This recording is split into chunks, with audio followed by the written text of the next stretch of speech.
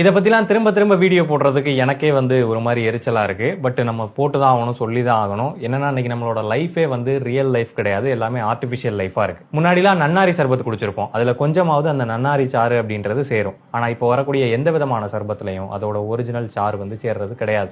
இது நன்னாரி சர்பத்து, ஆனால் பின்னாடி பார்த்தீங்கன்னா நன்னாரி அப்படின்ற லெட்டரே கிடையாது. எல்லாமே வாட்டர், சுகர், சீனி தண்ணியில் ஃப்ளேவரிங் சப்ஸ்டன்ஸ் மட்டும் தான் ஆட் பண்ணியிருக்காங்க. இது ரோஸ் சர்பத்து, ஆனால் கண்டைன்ஸ் நோ ஃப்ரூட் ஜூஸ்னு போட்டிருக்கு. இது நாவல் பழ சர்பத்து, பின்னாடி எந்த விதமான நாவல் பழமும் சேர்க்கப்படல. Nature identical flavouring substance. So welcome to சீனி தண்ணி ஜென்ரேஷன். இன்னைக்கு இருக்கக்கூடிய பெரும்பாலான சிரப், ஜூஸ் இந்த மாதிரி எல்லாத்துலயும் 60% 90% வரைக்கும் இருக்கக்கூடியது என்னன்னு சொல்லி பாத்தீங்கன்னா சுகர் தான்.